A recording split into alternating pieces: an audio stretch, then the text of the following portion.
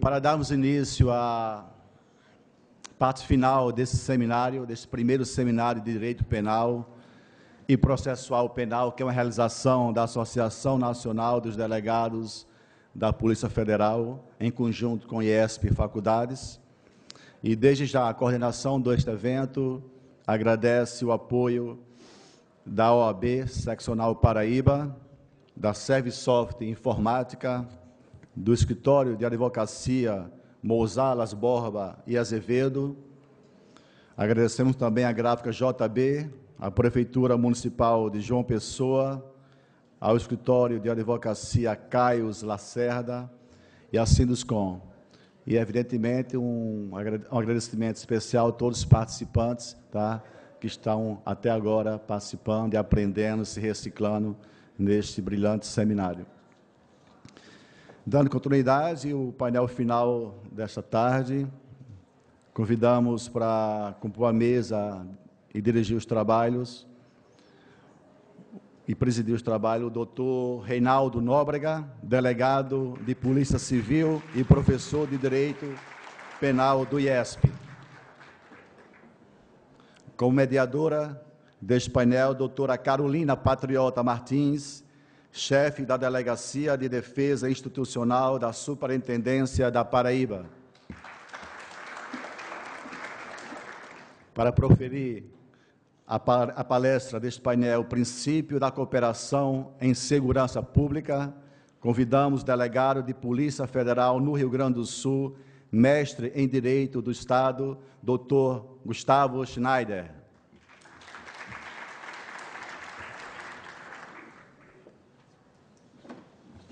Passo a palavra, então, ao presidente de mesa, doutor Reinaldo Nóbrega. Boa tarde a todos. Primeiro, eu quero manifestar a minha imensa satisfação em estar compondo, não só compondo, mas presidindo uma mesa tão seleta, aqui no meio de duas figuras notáveis dentro da nossa atividade policial, e sendo representante da Polícia Judiciária do Estado, dentro desse evento realizado pela Polícia Federal, e o tema bastante pertinente, a cooperação na persecução penal, e aqueles que trabalham aí na área fim, investigativa, sabem o quanto um precisa do outro, como diz o ditado, eu ajudo aqui, você ajuda dali. Então, é mais do que necessário para uma persecução penal bem feita, essa cooperação, principalmente entre as polícias, entre a polícia e o Ministério Público, entre a polícia e o Poder Judiciário.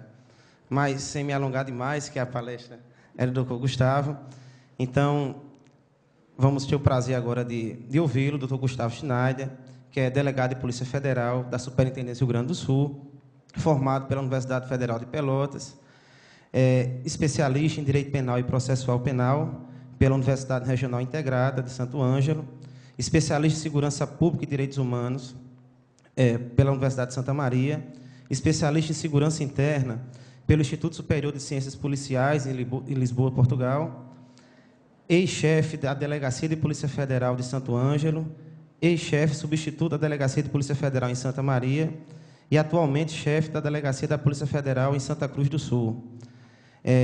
Entre as principais operações policiais, onde o doutor Gustavo teve a oportunidade de coordenar, ele coordenou a Operação Plata, do combate ao contrabando de mercadorias industrializadas, coordenador também da Operação Trafesia, que combateu o contrabando de cigarros, essa operação realizada em 2012, e coordenou também a Operação Rodim, que combateu o desvio de recursos públicos, envolvendo, inclusive, as instituições públicas, como o DETRAN, entre outras, essa aí realizada em 2007. Então, a partir de agora, vamos abrir os trabalhos desse último painel, dessa última mesa, doutor Gustavo Schneider.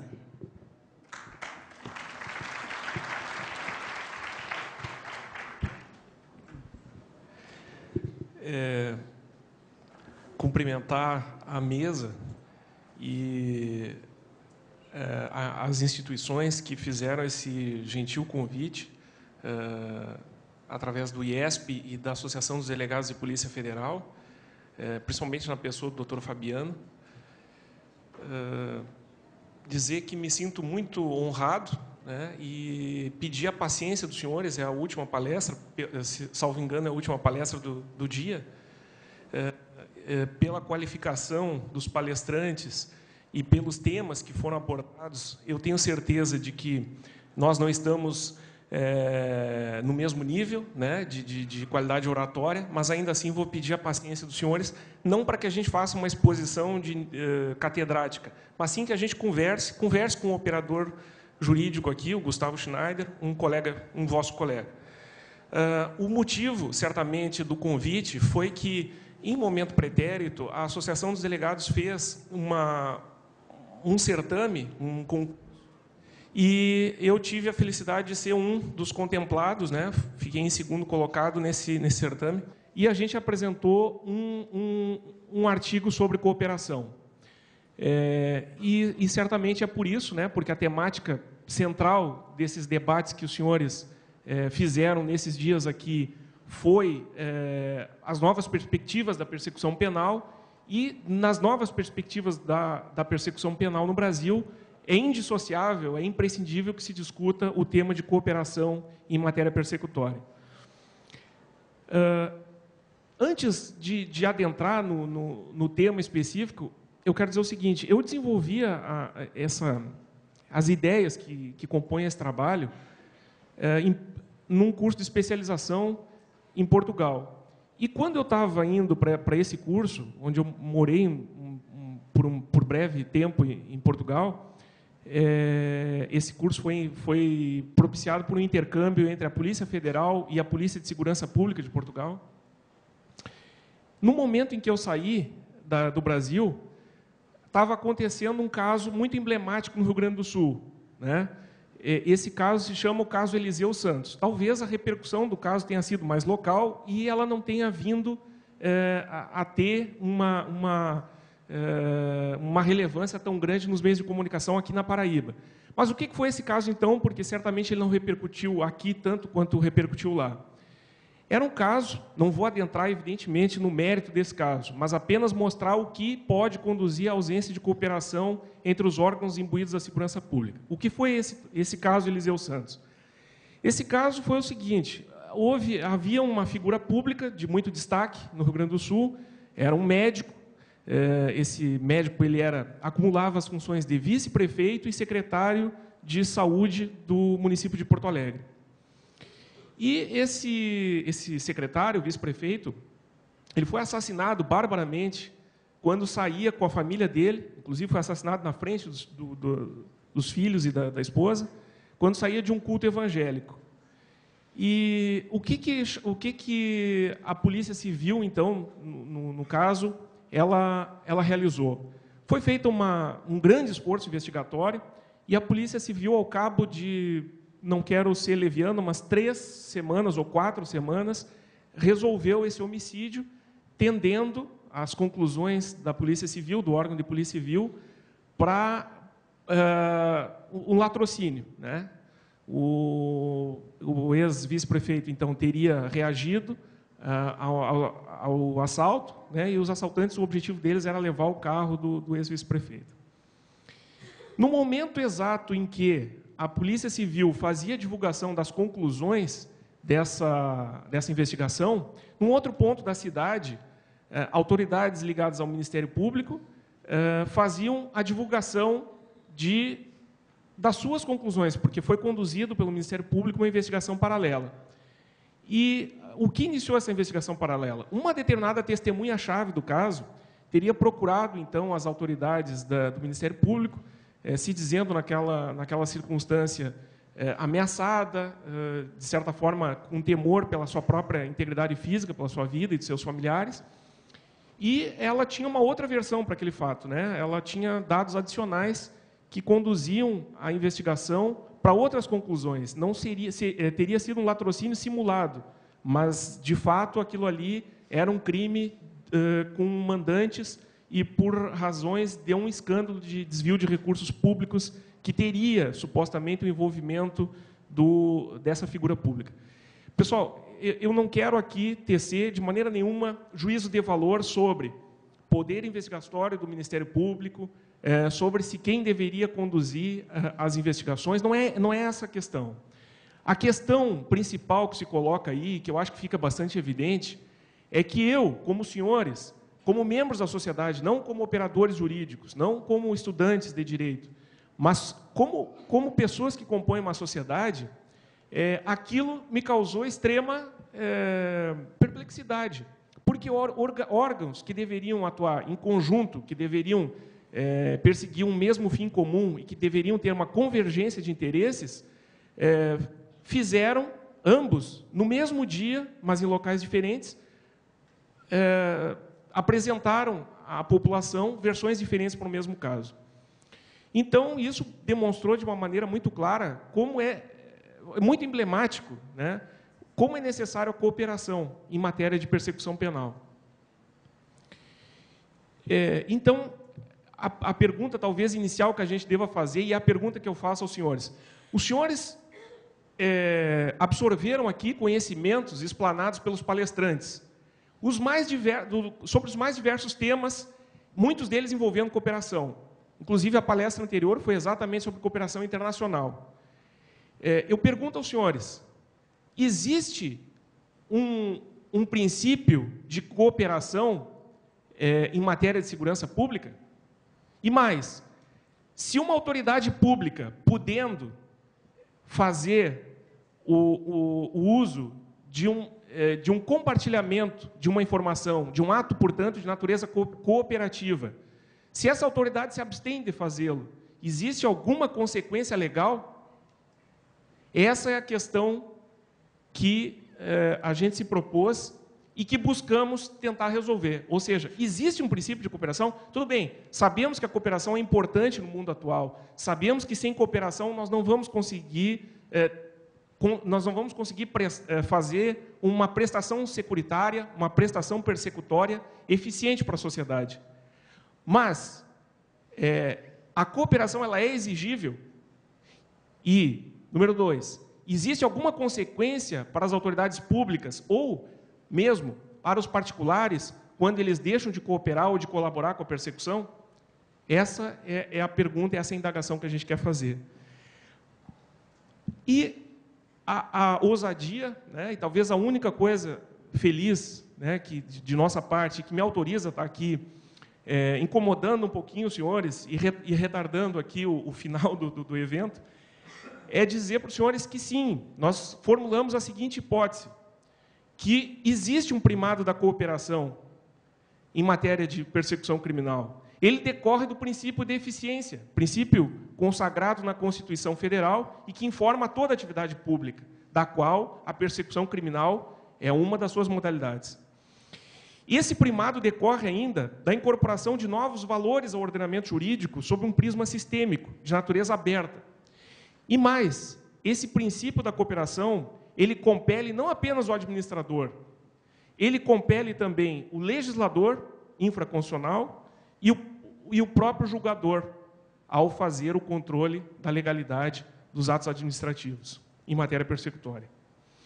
E faço um convite, concito a todos os presentes, a que, em conjunto, possamos discutir essa temática, abordando inicialmente o conceito de segurança pública, passando depois para o ordenamento jurídico e chegando às consequências que poderão advir desse reconhecimento, se nós fizermos aqui, se nós acordarmos aqui que existe de fato um princípio da cooperação, quais são as consequências a que nós podemos chegar em reconhecendo o princípio da cooperação. Que, basicamente, na minha modesta opinião, e estou aqui para convencê-los disso, e também para me convencer cada vez mais, uma dessas consequências é a responsabilidade civil do ente que não coopera com os órgãos de segurança pública. Mas, voltando um pouco, então, nosso rumo, né, é definir se existe ou não um princípio de cooperação dentro do nosso ordenamento jurídico. Para que a gente aborde a cooperação em matéria de segurança pública, o primeiro passo é a gente entender o que é segurança pública. Quer dizer, esse instituto, esse conceito de segurança pública, ele vem sofrendo alterações. Quer dizer, nós não podemos conceber hoje, após as transformações sociais, políticas e econômicas que o Brasil passou, que o conceito de segurança pública possa ser o mesmo, por exemplo, do início do século passado, que é a data de onde emanam os principais diplomas legislativos que regulam essa matéria. Então, a nossa realidade econômica, social, política, evidentemente, ela se modificou. E o conceito de segurança pública se alargou. O que tradicionalmente nós entendíamos por segurança pública?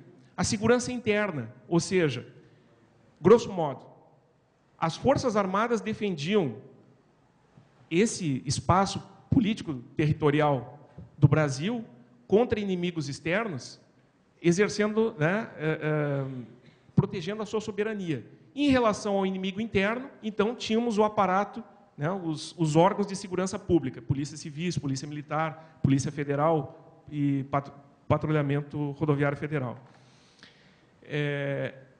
Esse conceito de segurança pública, ele é válido atualmente, ele não é integralmente válido, porque as modificações pelas quais passou o mundo, e o Brasil não ficou imune a tais transformações, elas determinam que as ameaças e os riscos com os quais nós nos defrontamos atualmente não se restringam ao exíguo espaço político-territorial do Estado Nacional. Os riscos que nós sofremos atualmente são riscos que espargem os seus efeitos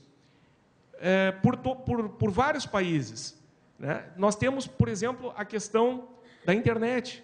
Nós temos a questão da pedofilia pela internet, dos crimes pela internet. Não respeitam fronteiras. Nós temos a questão da lavagem de capitais. Quer dizer, existe uma estratégia internacional para o combate à lavagem de capitais. Porque não haveria sentido que a lavagem de capitais, que é um crime por excelência transnacional, que ela fosse combatida apenas em um país. Seria completamente inócuo. Bom, para resumo, todas essas transformações impõem que a gente tenha um conceito mais amplo de segurança pública que não se cinge ao Estado Nacional. Nós também temos uma liquidez muito grande do espaço público e do espaço privado. Nós poderíamos hoje dizer, é uma pergunta que faço aos senhores, que existe monopólio coativo do Estado? Se nós considerarmos a realidade concreta, o aparato de segurança privado com o qual nós nos defrontamos quando a gente vai a um supermercado, a uma abastecedora de combustíveis, a um shopping center, ou mesmo a uma repartição pública, e vemos o aparato de vigilância, o aparato de vídeo monitoramento, os vigias, então a gente vê que não existe um monopólio da atividade de segurança pelo Estado. Mesmo esse, que é um cânone da segurança pública, já não é mais integralmente válido. Portanto, o que a gente quer chamar a atenção é que não existe possibilidade de a gente continuar com esse mesmo conceito tradicional de segurança pública. Esse conceito se alargou. E qual é a posição da segurança pública dentro do ordenamento jurídico? Bom, é uma posição central, porque ao lado de a segurança ser um direito subjetivo público, assim como o direito à vida, assim como o direito à liberdade, assim como o direito à imagem, assim como o direito à privacidade, enfim, ao patrimônio, ao meio ambiente, nós também temos o direito à segurança. Mas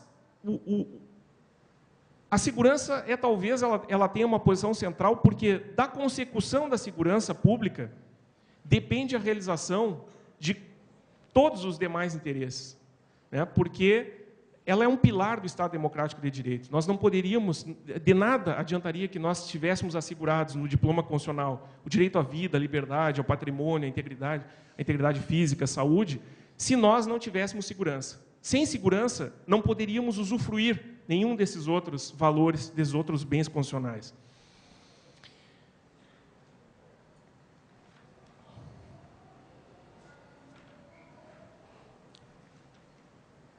Então, toda essa modificação pela qual passou o conceito de segurança pública, ela nos remete a uma realidade na qual as corporações policiais não podem mais agir de maneira estanque, realizando competências específicas. Então, nessa perspectiva, nós podemos imaginar vários tipos de arquiteturas dos organismos policiais. Quer dizer, nós temos uma arquitetura fundada na Constituição, onde ali ela institui as corporações policiais, no artigo 144, e define as responsabilidades respectivas de cada uma daquelas corporações. Mas poderíamos imaginar qualquer tipo de arquitetura que não fosse aquela delineada no artigo 144.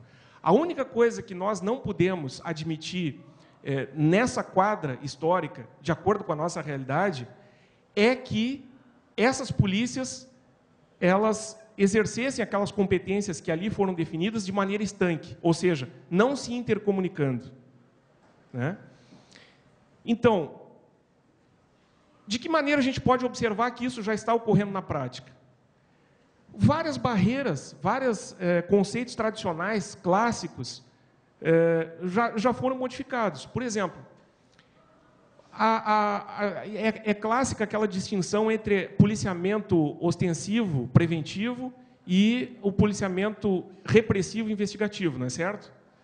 Nós podemos dizer hoje que haja uma separação tão grande entre essas duas realidades, ou seja, entre o policiamento ostensivo, preventivo, e o policiamento investigativo de caráter repressivo?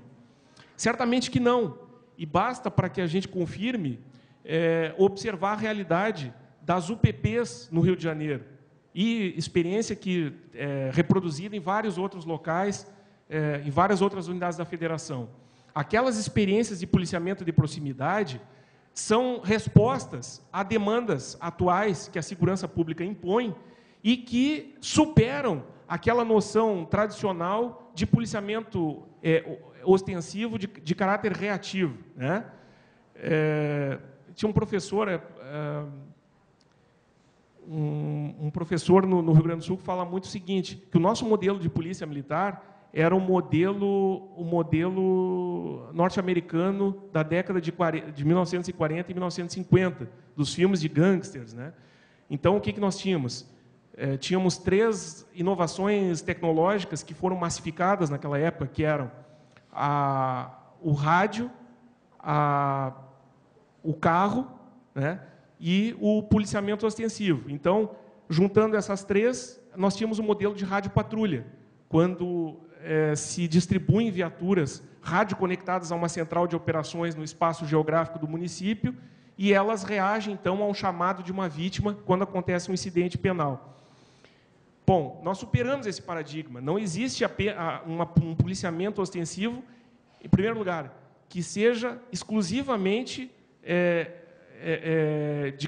de caráter preventivo. Não, ele também realiza atividades repressivas. E, por outro lado, nós não temos também órgãos investigativos que sejam apenas repressivos. Eles também precisam atuar cooperando com a manutenção da ordem pública. E isso acontece diuturnamente. Vamos imaginar a seguinte situação. Uma determinada investigação conduzida pela Polícia Judiciária do Estado da Paraíba, relacionada a quadrilhas que atuam, é um exemplo hipotético, né? No Rio Grande do Sul essa é a realidade, eu não sei se aqui acontece o mesmo, mas que faz um monitoramento telefônico daquelas quadrilhas que se dedicam a assalto a banco, assalto à mão armada, ou a transportadores de valores. Esse tipo de investigação, não raro, acaba detectando riscos para a coletividade que precisam ser intercambiados com o policiamento militar para evitar aquela situação. Como poderíamos conceber que, a autoridade de polícia judiciária, tomando